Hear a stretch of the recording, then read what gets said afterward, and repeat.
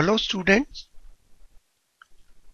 in this lecture we shall discuss the accounting concept. Here we shall discuss two concepts. इसमें पहला concept है cost concept. Friends, cost concept के अनुसार जितने भी एसेट्स किसी बिजनेस ऑर्गेनाइजेशन में हैं उनको रिकॉर्ड किया जाता है in the books of account at their original cost. So जब भी किसी एसेट को परचेज किया जाएगा उसकी वैल्यू को बुक्स ऑफ अकाउंट में उस वैल्यू के ऊपर रिकॉर्ड किया जाएगा जो अमाउंट उसके लिए पे किया गया, जिसे हम ओरिजिनल कॉस्ट कहते हैं. फॉर एग्जाम्पल, अगर मशीनरी को परचेज किया गया तो मशीनरी परचेज की टोटल कॉस्ट में कौन कौन सी कॉस्ट इनकर की जाती है.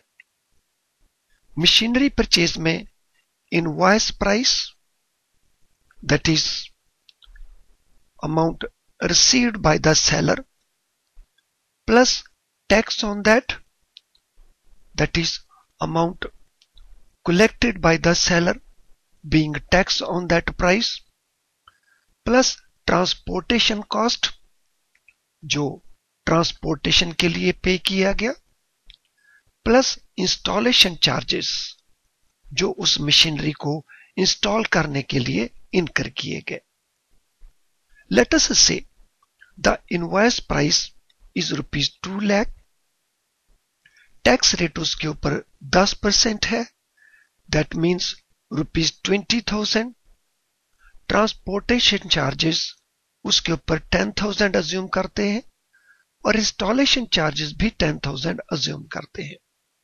In this way, the total cost comes to 2,40,000 rupees. So this is the amount which will be recorded in the books of account. Friends, cost concept जो एक historical concept है in nature. So cost concept is historical in nature because जो cost हम record करते हैं that is original cost, and this original cost is on date of purchase. उसी प्रकार का एसेट अगर सब्सिक्वेंटली परचेज किया जाए तो उस कॉस्ट को बुक्स ऑफ अकाउंट में चेंज नहीं किया जाएगा.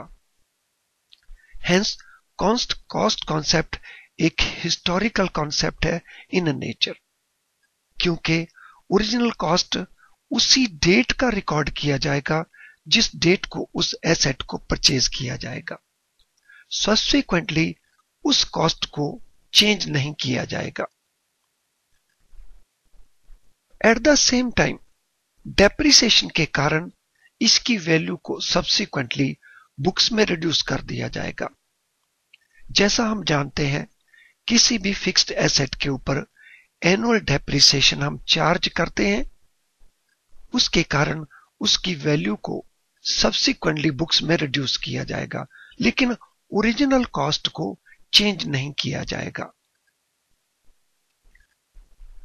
ओरिजिनल कॉस्ट को कॉस्ट कॉन्सेप्ट के अनुसार इजीली वेरीफाई किया जा सकता है और इसके लिए हमारे पास डॉक्यूमेंट्स होंगे in the form of invoice price, in the form of transportation charges paid and in the form of installation cost paid.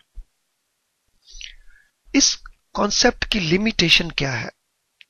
इस कॉन्सेप्ट की लिमिटेशन है कि वैल्यू जो बुक्स में रिकॉर्ड की गई वह उसकी करंट वैल्यू से अधिक या कम हो सकती है और ऐसा इन्फ्लेशन के कारण होता है. सो ये कॉस्ट कॉन्सेप्ट की लिमिटेशन है. Well friends, we will continue with another concept in the next lecture. Thank you.